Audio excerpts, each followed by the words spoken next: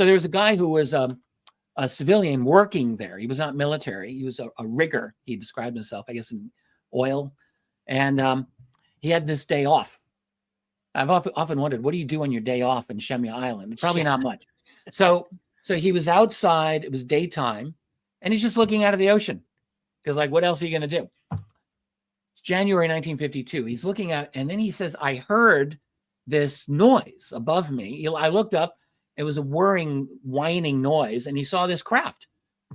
It was very similar to the way Kenneth Arnold described the flying saucers in 1947. It's kind of a wing, like a flying wing design.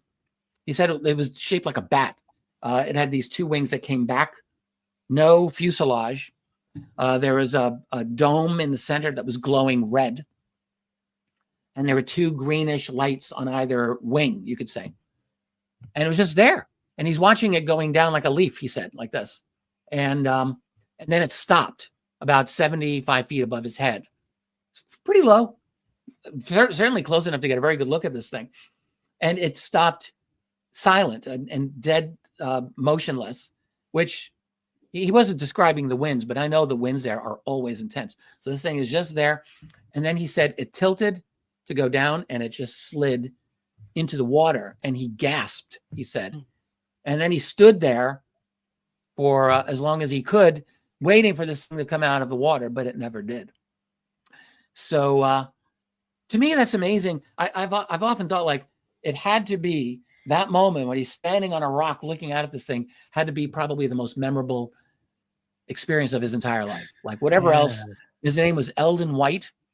And it wasn't until 14 years later that he wrote this handwritten letter to NICAP, the UFO organization.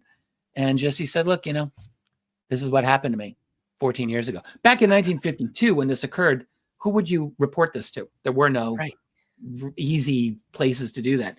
So he writes it out years later. And no one knows who this guy is. He was totally forgotten by history, and his sighting was forgotten. But my God, just you got to wonder, like, what is this? So could this have been experimental technology launched from where? Like, there's no place nearby that you could practically have done something like this. It makes no sense. It doesn't seem like natural phenomenon in any way. The way he described it was extremely technological. So to me, that's a genuine USO for sure.